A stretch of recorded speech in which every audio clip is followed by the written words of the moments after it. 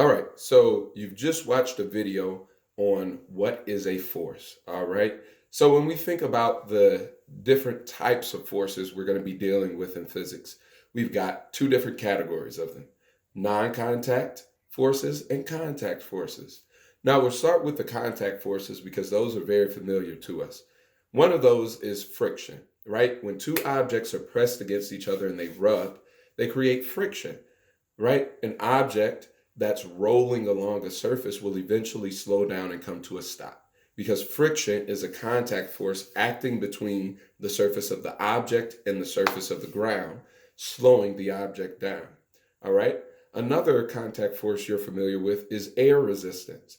Now, initially, you might not think it's a contact force because you don't see air. So, what's slowing the object down? But in fact, air is made up of small particles that rub against an object when it moves through the air. And that slows the object down. And technically, because the air molecules are rubbing against the object's surface, that is a contact force, another form of friction. All right. And then we have applied forces. In physics, we'll deal with these a lot. Normally, that's when someone pushes on a box or pulls on a rope, right? All of those are contact forces because someone's directly touching the object to apply a force. All right. So those are contact forces. When we think about non-contact forces, there are two main ones I want you to remember, and those are gravity and electromagnetic forces. Now, gravity we're more familiar with, right? If you throw something up in the air, it will come back down.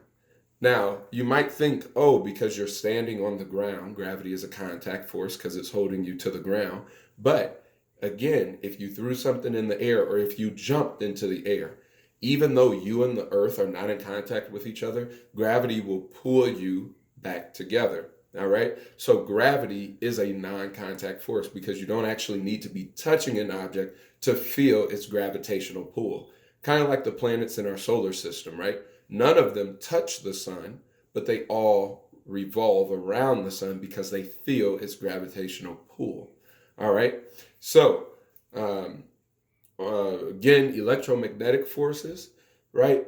The electro part is just simply saying that you can use moving current and moving electricity to create a magnetic field, which acts just like a magnet. So that's why we call it electromagnetic. But magnets, permanent magnets, right, that you can pick up and they just pull each other together, you can pull them apart. Those are non-contact forces, right? You can hold them a distance apart and they will still pull each other back together, right? The force acts even when the surfaces are not in contact with each other. So I've listed these here on my handy dandy whiteboard. Contact forces, you've got friction, applied force, and air resistance, right? Air resistance just being another form of friction. And for non-contact forces, you have gravity and electromagnetic forces. All right. Thanks so much and have a good one.